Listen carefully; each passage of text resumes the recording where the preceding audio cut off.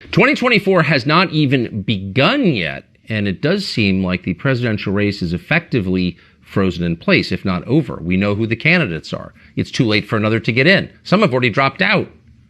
But is it too late? Is there anyone in this country of 350 million people who could jump in at this late date and re-scramble the calculus of electoral politics? Well, there may be someone. And in fact, you already know him. You know his face. And the question is, will he get in this cycle? And that's my question for you.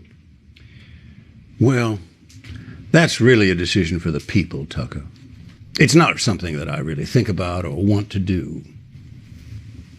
And Merry Christmas to you, too. But I've always believed that nothing should be off the table in life or in art. I think we could both agree that we need to get some adults back in the room, so if that means taking on the chief executive role, well, that's a sacrifice I'm willing to make for this great nation. Adults in the room. I love it. I could see it as a bumper sticker. Is that your campaign slogan? Well, that's not a bad idea. Look, I think first our country needs to stop apologizing and stiffen up. I mean, look, we got so many people running around with so many different issues like gun control, important issue. But let's be honest. The truth is, more people are killed by online trolls every day. That may be true, actually, but then they're protected by the First Amendment. They can say whatever they want. You believe in the First Amendment, I assume. Of course I do.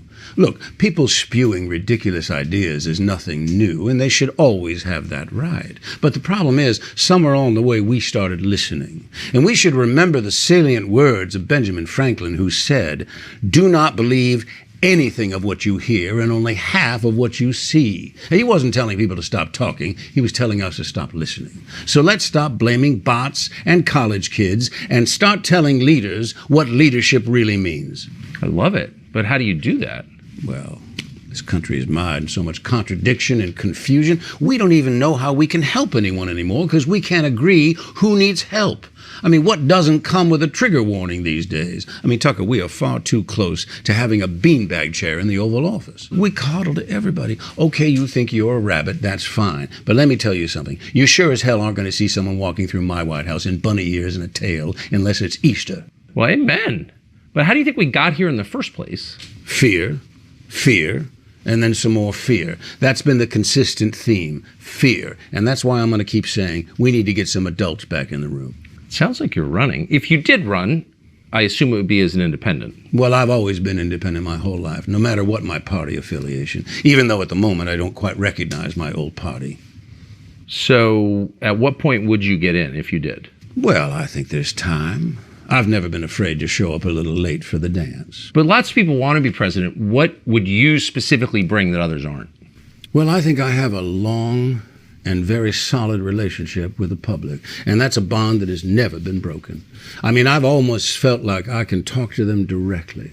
Well, I mean, you do talk to them. Every Christmas you give a statement. It is Christmas Eve. What is your statement specifically this year? You know, Tucker, I think it's just good enough to sip some eggnog and decorate the tree and listen to White Christmas and embrace all the things that make this such a special day. The truth is, I love nothing better on this day than to do a line of blow, drink a whiskey and Coke, hit a reindeer with my car, and wish you all the naughtiest Christmas ever. You know, you and I have something in common, actually. Oh, yes, we both got canned by our network. True, but they actually tried to kill you. Yes, but here we are, Tucker, bigger than ever. So looking back on all the drama, do you think that legacy media played a role in what happened to you? Look, I think they're trying to do their best to stay relevant. Look, platforms like X, I mean, you move information around so quick that everybody else is just playing catch-up. Legacy media's diligence has turned out to be they just cut and paste what some trusted outlet does. I mean, look, this will be a good example. Watch how they report on this conversation. There'll be one or two headlines that get repeated over and over and over. I think, actually, if legacy media wants to survive, they're going to have to start slowing down. That's smart. I agree with that. By the way, do you watch Netflix anymore? Probably as much as you watch Fox. Fair. So that doesn't mean that you're gone, though, from Netflix. I don't even know if you're aware of this, but every time a person pulls up the Netflix app, you're there in some way. Have you seen this? Yes, you know what that is? Boom, boom. So it is bizarre that they decided to publicly cut ties with me on allegations alone, allegations that have now been proven false, because I don't think there's any question. Netflix exists because of me. I put them on the map, and they tried to put me in the ground. Do you think within Netflix and the leadership suites that your influence is still felt? Well, according to your research, my influence is felt every time every customer opens the app. I'd say that's pretty powerful. Oh, that's true. When are you getting back to work, by the way? Oh, I've been back at work from the moment we started talking, Tucker. So does that mean this is like an episode, or is it real? Well, it's probably a little of both.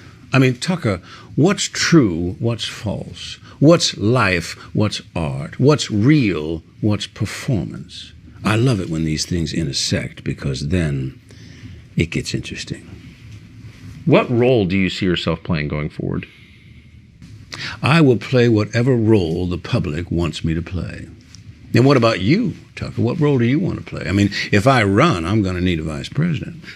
I'll sleep on it. I mean, people have already gotten out of the race. People have dropped out already. What do you think of those? Well, you know, it's a little bit like jumping in the jacuzzi with a boner. You know it ain't going to last forever. So I wasn't surprised when Mike, a little too pensive, jumped out right away. I wasn't either. But what about the candidates who are still in?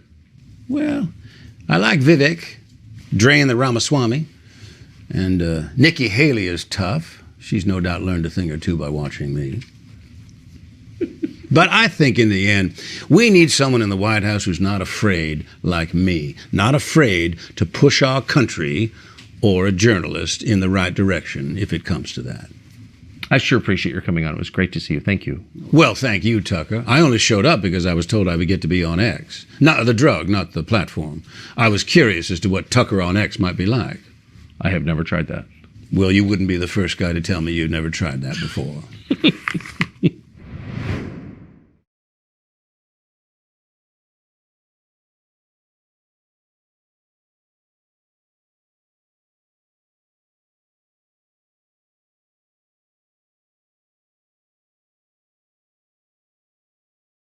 Hey, thanks for checking out our YouTube channel. Subscribe by clicking on that button down there for more AM Joy and the rest of MSNBC. And click on any of the videos right here to watch the latest interviews and highlights. And you can get more videos from MSNBC for free every day with our newsletter. Just visit